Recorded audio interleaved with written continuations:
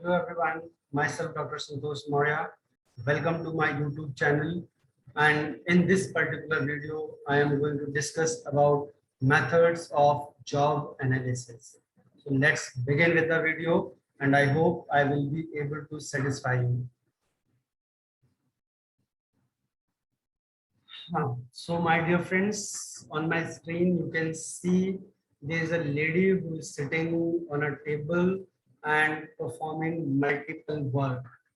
Like with the two hands, she is typing, she is making coffee, she is handling telephones, she is having a book or a file in her hand, she is having a writing pad, letters, scissor, and in her mouth she is having a mic also. So she is performing a lot of work, just like Devi Durga. And we can compare this situation with a manager. Why? Because manager also performs a number of functions in a business organization or in any firm. So in the last session, we discussed about what is job analysis. The process was that whenever we are opening a job or we are running a business, we need to discuss what different kind of jobs will be available and we need to hire people for that. Right कि जब भी हम कोई business open करेंगे तो उसमें काम करने के लिए लोगों को हमें हायर करना होगा। तो हायर करने से पहले हमें ये चेक करना होता है कि हमारी उस कंपनी में, हमारे उस बिजनेस में या हमारी उस फर्म में किस किस तरह की जॉब्स अवेलेबल होंगी। अकॉर्डिंगली हम उनको हायर कर सकते हैं आफ्टर जॉब एनालिसिस। और आज हम डिस्कस करने वाले हैं वो कौन कौन से मेथड्स हैं जिससे हम जॉब एनालिसिस को करेंगे। चलिए आगे बढ़ते हैं।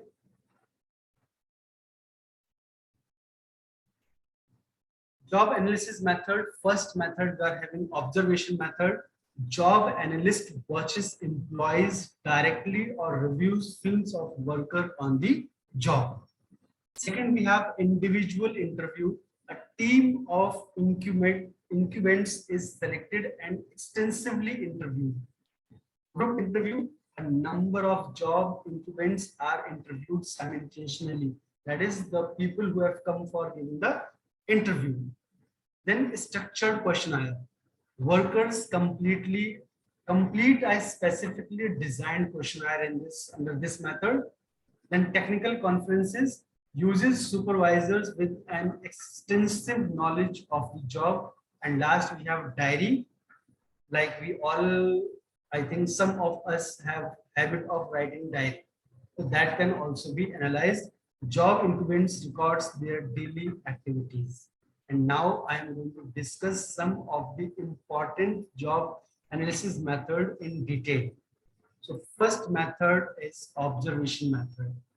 What is observation method? When we observe something, like in this particular slide, you can see that two people are there who are just using binoculars and seeing what is going around. That means they are observing what is going around. So what happens in a job observation method of analysis? Yeah, job analysis method by observation method. A job analyst observes our employees and records all his performance and not performed and non-performed tasks, fulfilled and unfulfilled responsibilities and duties, methods, ways, and skills used by him or her to perform the various duties. Let me give you an example.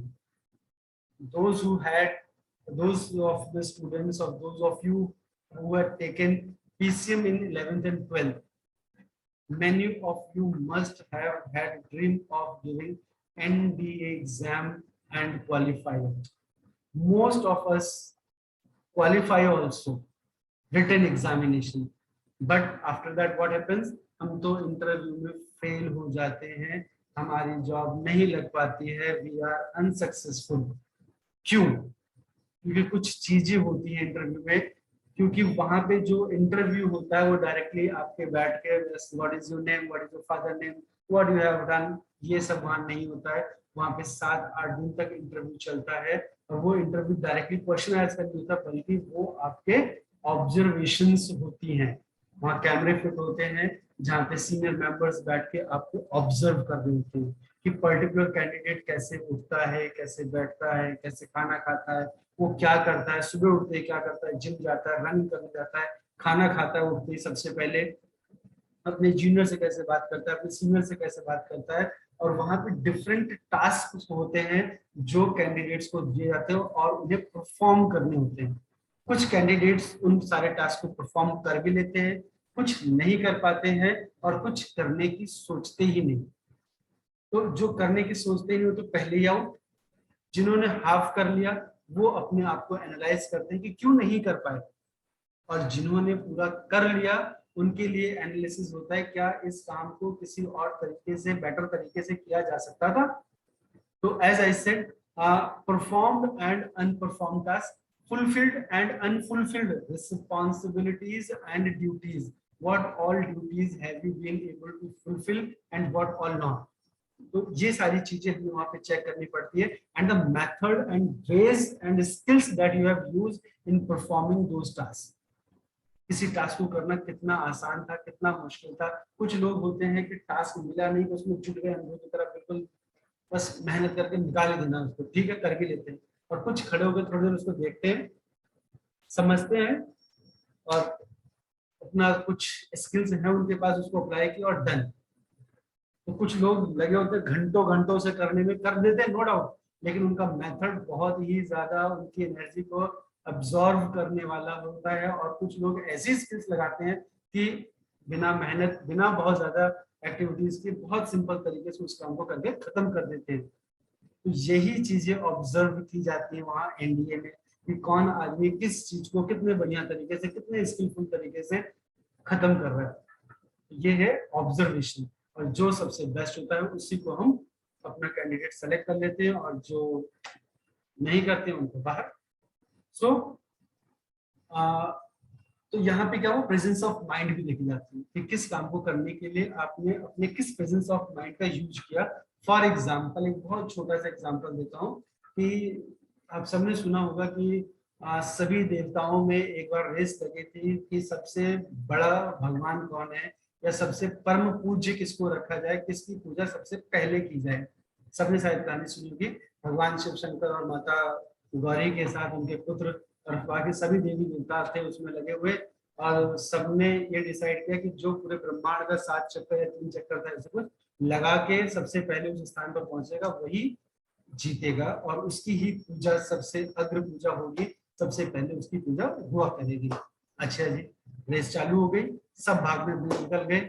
Indra देवता अपने ऐरावत पे, भगवान विष्णु अपने गरुड़ पे, और देवी देवता जिसके पास जो जो वाहन थे सब निकल पड़े। सबने गणेश जी को देख के हंसने लगे कि बेचारे छोटा सा चूहा, उसके ऊपर इतना भारी भरकम बच्चा बैठेगा, चूहा कैसे दौड़ेगा, ये तो हार गए, पहली टीम से बाहर हो गए। चलिए फिलहाल रेस शुरू हो गई, सब भागते हुए चले गए अपना। भगवान गणेश वहीं पे खड़े हुए, भगवान शिव शंकर और माता गौरी ने पूछा पुत्र तुम क्यों रुके हुए, तुम क्यों नहीं गए। बहुत सुंदर सा जवाब दिया, माता और पिताश्री 2 मिनट रुकिए बस। तो माता और पिता के 7 चक्कर लगाए और आके खड़े हो गए हाथ जोड़ के कि मेरे लिए तो माता पिता ही सबसे ब्रह्मांड से भी बड़े हैं। और वास्तव में तो जब रेस खत्म हो गई सब लोग पहुंचते कहते हैं ये तो यही खड़े रह गए, ये तो गए नहीं रेस के लिए। तब गणेश जी ने कहा नहीं, सबसे पहले मैं ही आया हूँ। तुमने कहा ऐसे कैसे हो सकता है, मेरे, इंद्र ने कहा मेरे ऐरावत से कोई तेज नहीं दौड़ सकता, तो भगवान विष्णु ने कहा मेरे गरुड़ से तेज नहीं दौड़ सकता है। तो कुछ कुछ को अपना जवाब देने लगे, तो सबसे सटीक जवाब था कि माता पिता से बड़ा ब्रह्मांड में कोई नहीं है, और जब मैंने इनके ही 7 चक्कर लगा लिए तो ब्रह्मांड की क्या आवश्यकता है, क्योंकि ब्रह्मांड से बड़ा तो मेरे माता पिता ही है। तो इसी बात पे सब लोग तो एग्री करते हैं, और भगवान विष्णु उनको, भगवान गणेश को अग्र पूजा में सब लोग शामिल करते हैं।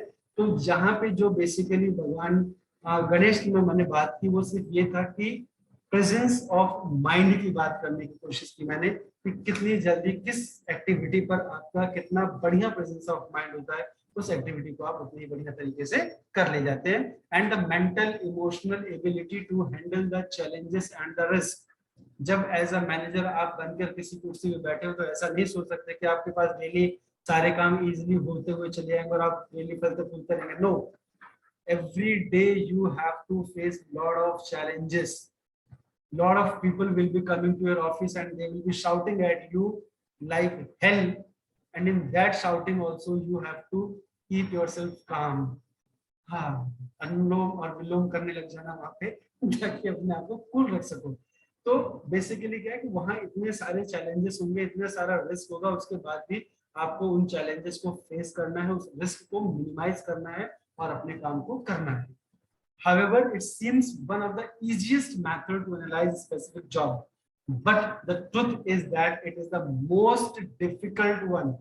कहने की बात है कि ऑब्जर्वेशन मेथड सबसे इजी है, लेकिन वास्तव में सबसे बहुत ही ज्यादा टफ है, क्योंकि किसी की एक्टिविटी को एनालाइज करना, उसको अपने जजमेंट के हिसाब से सही ठहराना बहुत ही टिपिकल काम है, क्योंकि हो सकता है कि वो मेरी नजर में अब सही हो लेकिन दूसरे की नजर में गलत हो। भल्लाल देव और बाहुबली को याद रखिएगा, जब वो लड़ाई हो रही होती है काले से आदमी से, कौन सा था, तो भल्लाल देव अपने उस पर रथ में बैठे खचर खचर काटता हुआ चला जाता है सबको, चाहे वो अपनी ही प्रजा थी चाहे दूसरा कोई था, सबको मारता हुआ चला जाता है, उसकी नजर में वो सही था। और बाहुबली की नजर में दूसरी चीज सही थी, वो पहले अपने प्रजा को बचाए, बाकी बाद में सबको देखेगा। तो दोनों एम दोनों का सेम था, लड़ाई को जीतना, लेकिन नजरिया अलग अलग था, और हम कहते हैं कि प्रेफरेंसेस अलग अलग थे। तो इट सीम्स कि वो गलत था, वो कहता है कि वो गलत है, वो कहते हैं वो गलत है, लेकिन दोनों ही अपनी नजरों में सही है, अपनी जगह पर सही है। This is what observation method is. Coming to the next method, that is interview method. Interview method, हमें से सब लोग कभी ना कभी जॉब में बैठे होंगे, इंटरव्यू फेस किया होगा, और इंटरव्यू फेस करने से पहले जो पसीना छूटता है, सर का पसीना पीछे जाता है, घबराहट होती है, वोमिटिंग भी आती है, पानी को प्यास भी लगता है, गला भी सूखता है, जबकि मैं 2 मिनट पहले ही 4 गिलास पानी पी चुका हूँ, लेकिन फिर से गला सूख जाता है। और जिस रूम में इंटरव्यू देने जाना, उसके बाहर लगे होते हैं 2-4 राउंड हम लगा लेते हैं, और जब नाम आता है तो लगता है भगवान क्या हो गया, अब तो जाना ही पड़ेगा। मन करता है बस कि हमसे पहले 2 आदमी और आ जाए जो अंदर चले जाए, जाके देखे आए, मैं थोड़ा कूल डाउन हूँ तब तक। और जैसे वो आदमी इंटरव्यू रूम से आए, भाई साहब क्या पूछा, भाई साहब क्या पूछा, हम सबसे पहले पूछना चालू करते हैं, भले ये भूल जाते हैं कि हमें जाना है, हम सबसे पहले ये पूछे कि उसने वो उसे क्या पूछा गया। तो इंटरव्यू मेथड एक बड़ी इंटरेस्टिंग मेथड होता है। तो इंटरव्यू मेथड 2 टाइप का होता है, इंडिविजुअल और ग्रुप। और जिन्होंने जॉब नहीं की है उन्होंने भी इंटरव्यू दे रखे हैं। कैसे? ग्रेजुएशन या पोस्ट ग्रेजुएशन में आपका वाइवा हुआ होगा, तो टीचर आपका इंटरव्यूअर था और आप इंटरव्यूई थे, क्योंकि आपने इंटरव्यू दिया था और टीचर ने इंटरव्यू लिया था। It was not a interview, basically they were question and answer, but actually the same thing we apply in the interview also. वहां पे बैठ के हम आपकी आरती नहीं उतारते हैं, वहां पे बैठ के हम आपसे क्वेश्चंस ही पूछ रहे होते हैं और आपके आंसर्स को एनालाइज करते हैं, what kind of answers you are giving. So when we are talking about individual, जब 1-to-1, जैसे कि फर्स्ट पिक्चर में आप देखते हैं 1-to-1 टॉकिंग चल रही है, दैट मींस एम्प्लॉयर है और एम्प्लॉय है जिसको जॉब चाहिए, they both are talking to each other. Employer is asking question and the employee who want to become employee, he is giving the relevant answers. So if employer finds him satisfying, he employs him. So अगर individual की बात करते हैं तो several workers are interviewed individually, and second, the answers are consolidated into a single job analysis. ऐसा नहीं कि 10 question आपसे पूछे तो क्या क्वेश्चन पूछा तो पता नहीं, नो, वो अपने पास कुछ कुछ लिखते रहते हैं जो इंटरव्यू लिए होते हैं, बाद में वो समराइज करते हैं, अच्छा इन्होंने ये, उसके मार्क्स इतने थे इतने थे इतने थे, तो 10 लोगों के इंटरव्यू सबके मार्क्स ऐड करते हैं, फिर देखते हैं किसके हाईएस्ट मार्क थे और फिर उसको सेलेक्ट करते हैं। And then second I said group interview. Group interview, second picture आप देख रहे हैं कि एक पर्सन इधर बैठा है और टेबल के उस तरफ 4 लोग बैठे हैं, वो एक क्वेश्चन पूछता है, चारों उसका आंसर देते हैं, वो अपने पास समराइज कर लेते हैं, अच्छा किसने कितना अच्छा आंसर दिया, अकॉर्डिंगली मार्क्स लिख लेते हैं, एट द एंड वो टोटल कर लेते हैं। तो जब हमारे पास लार्ज नंबर ऑफ पॉपुलेशन होती है जिसका हमें इंटरव्यू लेना है, तो वी यूज ग्रुप मेथड। और जब कुछ ही लोग होते हैं जिनका इंटरव्यू लेना होता है और टाइम हमारे पास खूब सारा होता है, then we do individual interview. तो इस तरह से हम इंटरव्यू मेथड को कंडक्ट कराते हैं। तो बेसिकली इंटरव्यू वाले मेथड में क्या होता है कि हम जिस पर्सन से इंटरव्यू ले रहे हैं, हम उससे पर्सनली तक हम जाके डिस्कशन कर लेते हैं। पर्सनली इन द सेंस कि हम उसे बहुत अच्छे से इंटरव्यू कर पाते हैं या बहुत अच्छे से उससे डिस्कशन कर पाते हैं, बहुत अच्छे से उससे नॉलेज ले पाते हैं कि क्या करता है, कैसे करता है, कहाँ रहता है, उसकी फैमिली बैकग्राउंड क्या है, अब तक कहीं वर्क किया है, वहाँ का क्या जॉब एक्सपीरियंस रहा था, वहाँ पे क्या क्या रिस्पॉन्सिबिलिटीज थी जो उसने निभाई हैं, और उनका क्या क्या रिजल्ट रहा, क्या आउटपुट था। तो ये सारे क्वेश्चंस इंटरव्यू मेथड में लिए जा सकते हैं। So now coming to the next method, very important. I think very important. This is, that is questionnaire method. Questionnaire method. The questionnaire method is perhaps the most commonly used job analysis method. The job holders are given a well-designed questionnaire to elect essential job-related information. मैं आपको एक बार बता देता हूँ, एक example देता हूँ, शायद उसे समझ में आ जाएगा।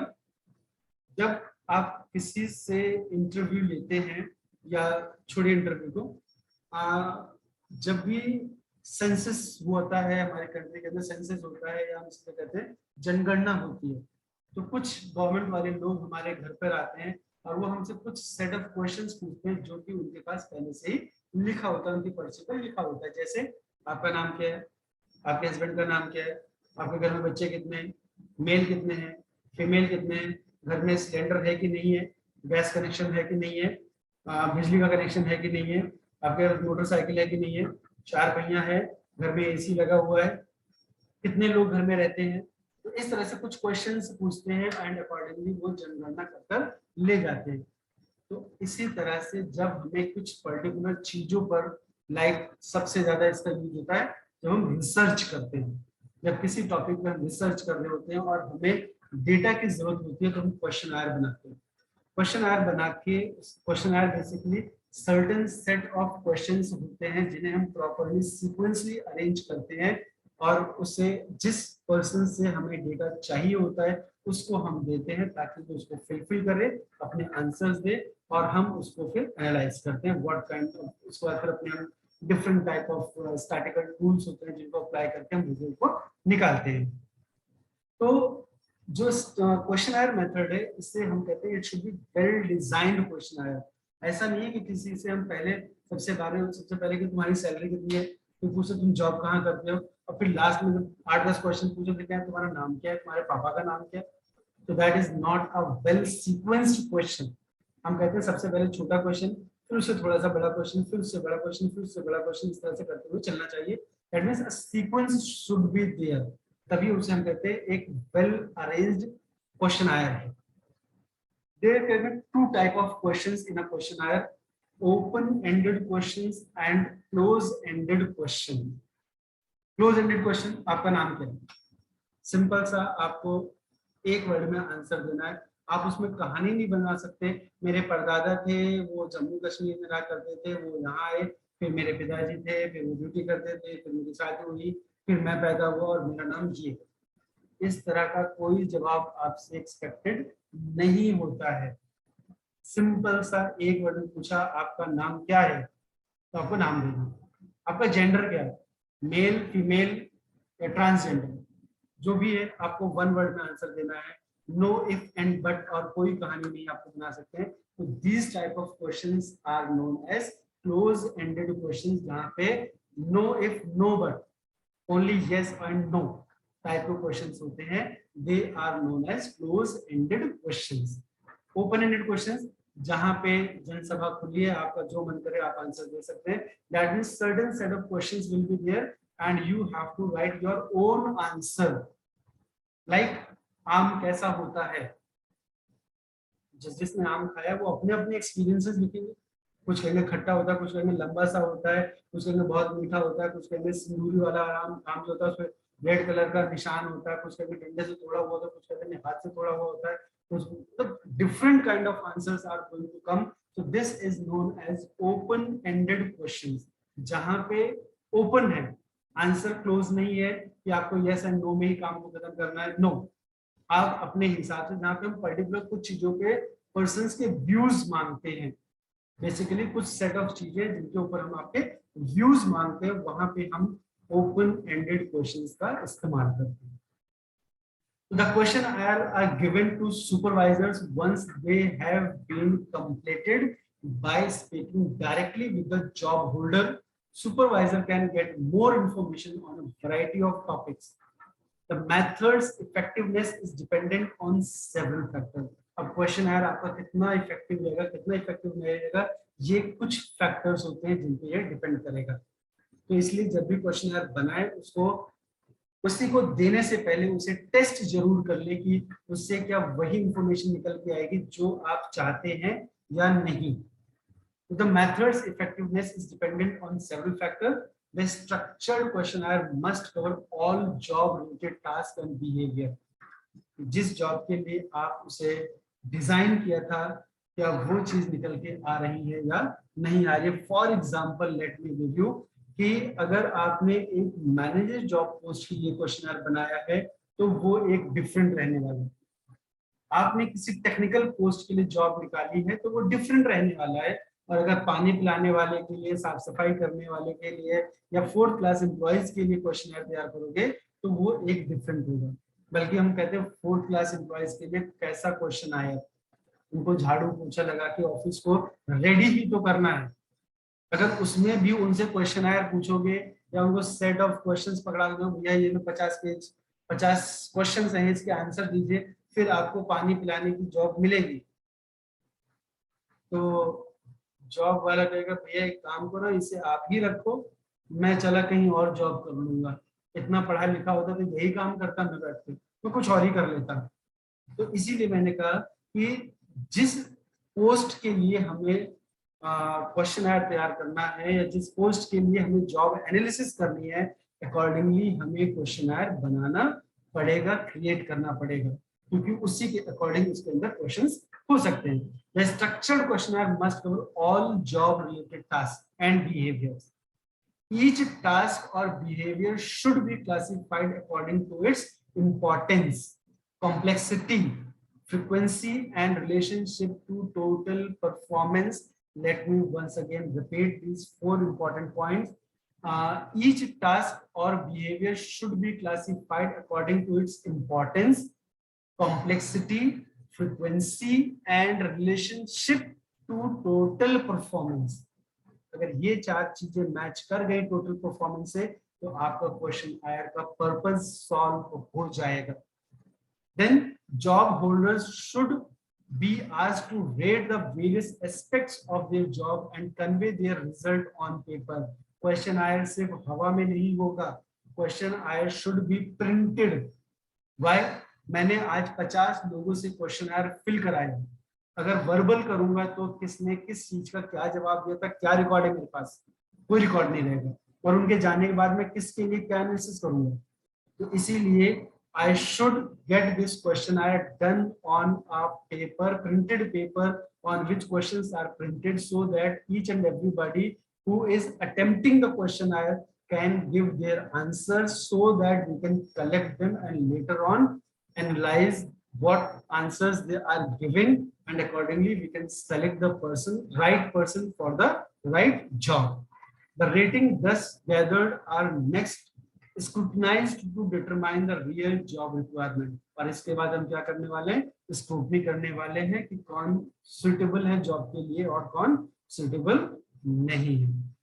सो इस पर्टिकुलर वीडियो में मैंने कवर किया है क्वेश्चन आयर एनालिसिस, जॉब एनालिसिस मेथड्स कौन कौन से हैं और क्या उनकी इंपॉर्टेंस है और कैसे उसको हम डील करते हैं। I hope I have been able to convey you what I wanted. So thank you very much. Please like, share and subscribe the channel.